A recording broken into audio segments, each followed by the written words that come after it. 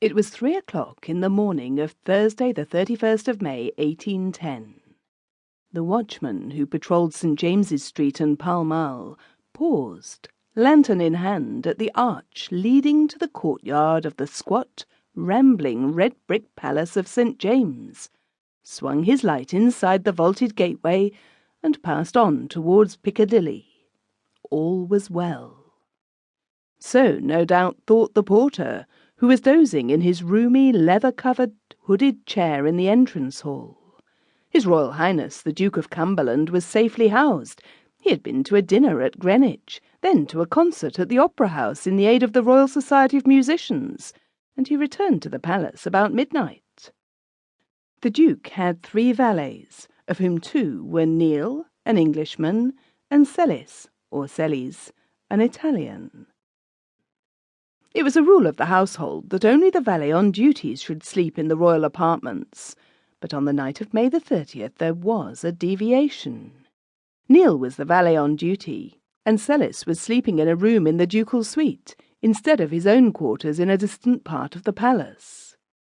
This variation of the routine was not due to any order of the Duke, but to Sellis himself, no doubt with the consent of his master.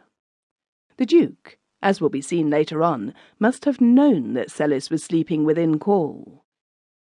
In view of what happened during the small hours of Thursday morning, the movements and the behaviour of Sellis, previous to the terrible tragedy enacted within the Duke's apartments, and his general character, are of extreme importance.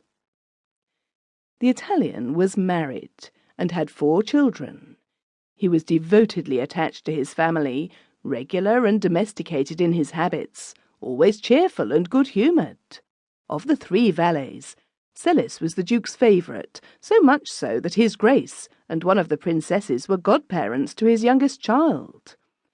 On that tragic night, in consequence of the illness of one of his children, Sellis arranged to sleep in his room in the Duke's apartments. He was a capital cook, and before leaving his quarters he prepared his own supper. Then followed the customary cheerful chat, and kissing his wife, he bade her good night and went off to the Duke's suite of rooms. These extended nearly the entire length of the palace, overlooking Cleveland Row. At about 3:15, the hall porter was still comfortably snoozing, when he was violently awakened by someone seizing his arm.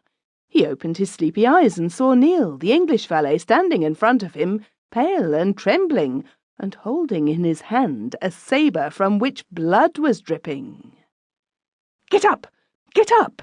cried Neil agitatedly. "His Royal Highness is murdered!" This, however, was but the exaggeration of fright, for at that moment the Duke himself, half-dressed and with blood on his face, was seen in the dim light descending the staircase, and looking like some ghastly spectre. "Let all the doors be guarded! No one must leave the palace!" he exclaimed. "Neil, I am fainting! Help me back to my room!" The porter, no longer drowsy, summoned the household. Bells clanged, flickering candles cast grotesque shadows. Scantily dressed men-servants hurried in all directions. Frightened maids screamed. In the midst of the turmoil was heard the Duke's voice. "Where is Sellis? Call him at once!" A posse of servants rushed to the room where it was known the valet was sleeping and hammered at the door. There was no response. "Sellis, the Duke is murdered!" shouted one of the men. Still an ominous silence. It was thought that in spite of the arrangements to sleep in the Duke's suite, Sellis might be in his own apartments after all. A hurried scamper thither, only to find the man was not with his family. A race back to the Duke's quarters, and a renewed knocking at the valet's door. Structurally, the interior of St. James's Palace was that of a rabbit warren. 6 rooms intervened between the Duke's bedchamber and Sellis's apartment. They followed each other in this order: Duke's bedchamber, West Yellow Room, Ballroom, East Yellow Room, Armoury, bedchamber, dressing room. Then came a very short passage.